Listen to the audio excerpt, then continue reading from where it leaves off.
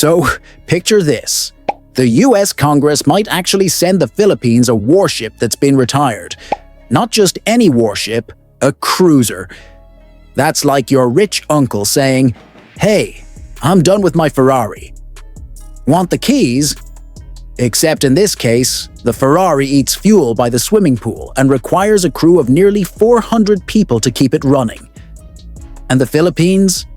Well, they're looking at this offer the way you look at an all-you-can-eat buffet.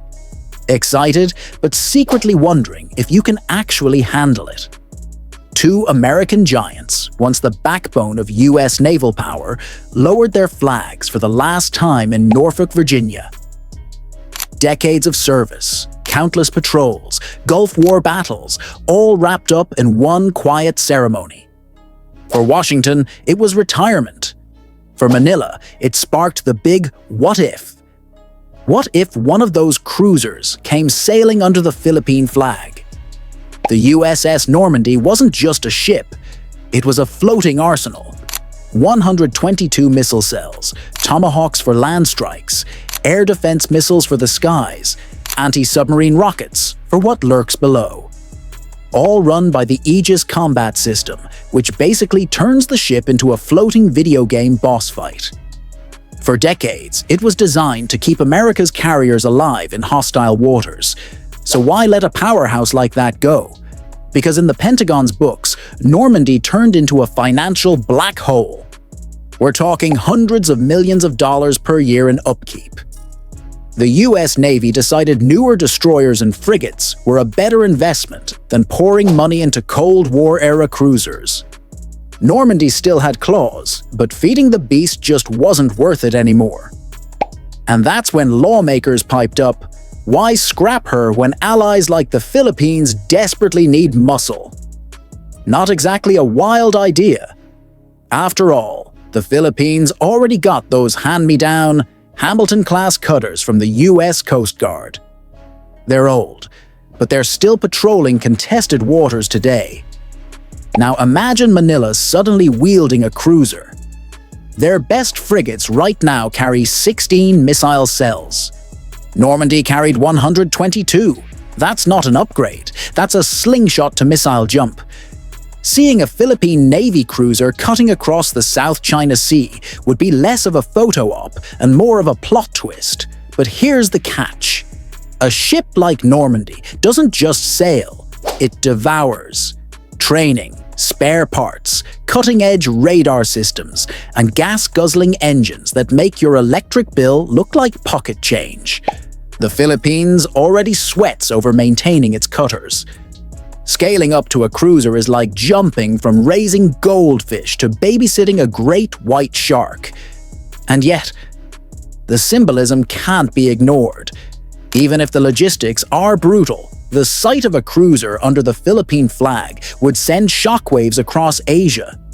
It wouldn't just be about missiles, it'd be about messaging.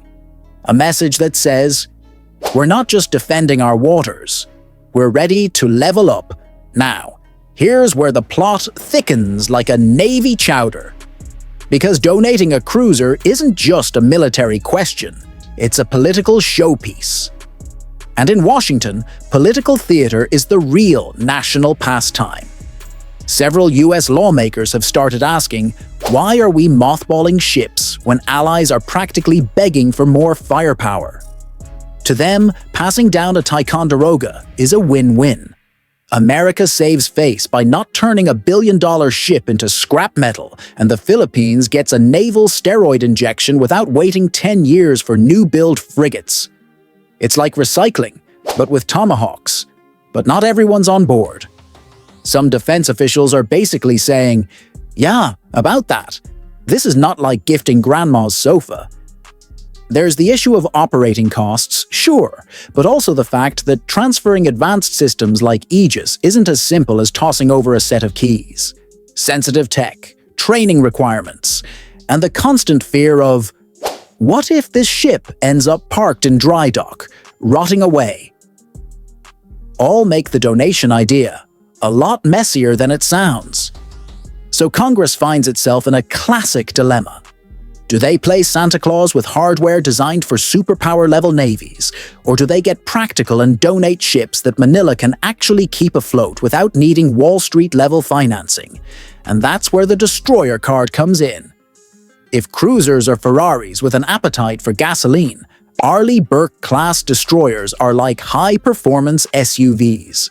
Still powerful, still bristling with missiles, but a tad more manageable than a full-blown cruiser. Retired destroyers, or even older frigates, might be the more realistic hand-me-downs for the Philippines. A ship you can actually afford to use is worth more than a monster you can't even start. Meanwhile, the Philippines is caught in a maritime arms race it never signed up for. China keeps churning out warships like their smartphones, bigger, faster, with a new one every year. The Philippine Navy, in comparison, looks like a guy at a boxing match holding up pool noodles, which is why even the discussion of cruisers has weight. It's less about the actual transfer and more about signaling. The message is simple. The US is willing to arm its allies with serious firepower, and don't underestimate how that plays in Beijing. A Ticonderoga sailing under the Philippine flag wouldn't just change tactical math. It would be a psychological earthquake. It would tell China, hey, Manila's not just playing defense anymore.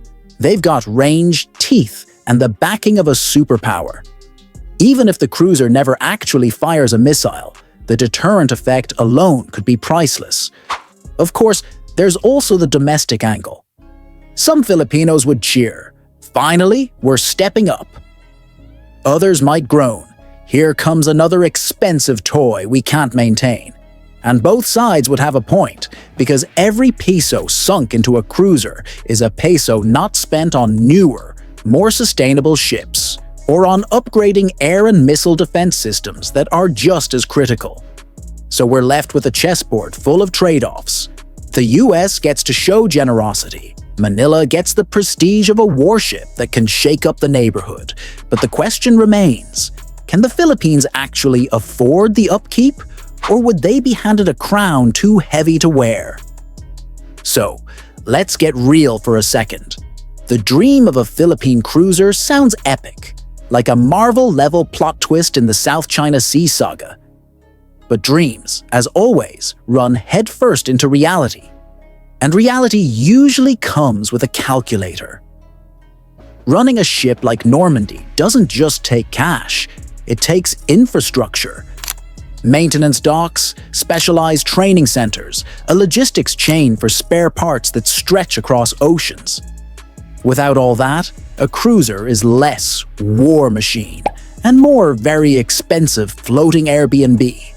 That's why analysts keep saying, if Washington truly wants to give Manila a Ticonderoga, it better come with strings, support packages, technical crews, maybe even fuel subsidies. Because otherwise, the Philippines would be gifted a trophy it can't afford to polish. Here's the more likely outcome. Instead of going full cruiser, the US might send something a bit more digestible. Retired Arleigh Burke destroyers, more Hamilton-class cutters, or even decommissioned littoral combat ships. Not as jaw-dropping as 122 missile tubes, sure, but way more realistic for the Philippine Navy to absorb and actually use. And let's be honest, a ship that sails is better than a cruiser that spends most of its time parked in dry dock. But don't brush off the cruiser debate as wasted air. The fact that Congress is even discussing sending ships of that caliber to Manila is a signal in itself.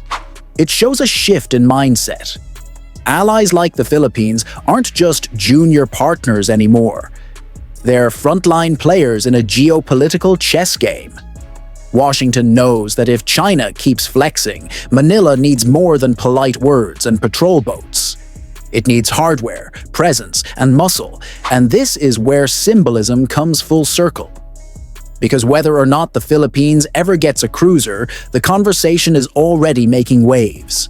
Beijing sees the headlines, regional neighbors are paying attention, and the message is clear, The Philippines is being positioned as more than just a bystander in great power rivalry.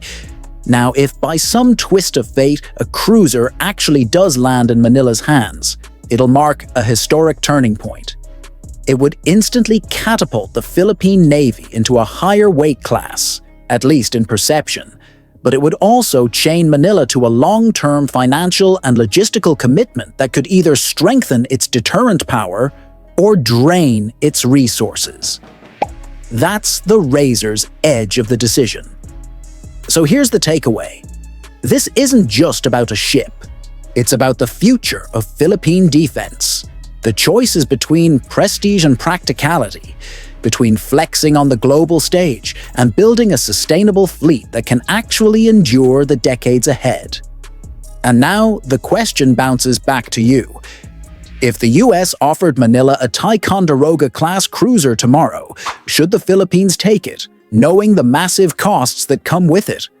Or is it smarter to push for smaller, modern, sustainable ships instead? Drop your thoughts in the comments, because this debate is more than military trivia. It's about sovereignty, survival, and the next chapter of the West Philippine Sea standoff. And hey, if you enjoyed this deep dive, you know the drill. Hit like, subscribe, and tap that bell so you won't miss the next time we unpack a story that sounds like fiction but is all too real.